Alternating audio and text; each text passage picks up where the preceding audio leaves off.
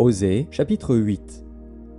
Embouche la trompette. L'ennemi fond comme un aigle sur la maison de l'Éternel, parce qu'ils ont violé mon alliance et transgressé ma loi. Ils crieront vers moi, « Mon Dieu, nous te connaissons, nous, Israël !» Israël a rejeté le bien, l'ennemi le poursuivra. Ils ont établi des rois sans mon ordre, et des chefs à mon insu. Ils ont fait des idoles avec leur argent et leur or, c'est pourquoi ils seront anéantis. L'Éternel a rejeté ton veau, Samarie. Ma colère s'est enflammée contre eux. Jusque à quand refuseront-ils de se purifier? Il vient d'Israël, un ouvrier l'a fabriqué, et ce n'est pas Dieu. C'est pourquoi le veau de Samarie sera mis en pièces.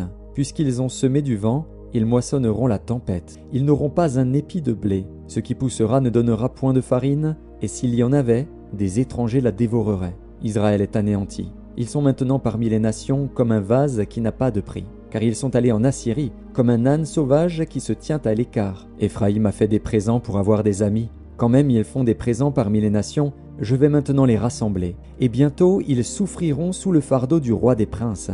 Éphraïm a multiplié les autels pour pécher, et ces autels l'ont fait tomber dans le péché. Que j'écrive pour lui toutes les ordonnances de ma loi, elles sont regardées comme quelque chose d'étranger. Ils immolent des victimes qu'ils m'offrent, et ils en mangent la chair. L'Éternel n'y prend point de plaisir. Maintenant l'Éternel se souvient de leur iniquité, et il punira leurs péchés. Ils retourneront en Égypte. Israël a oublié celui qui l'a fait, et a bâti des palais, et Juda a multiplié les villes fortes. Mais j'enverrai le feu dans leurs villes, et il en dévorera les palais.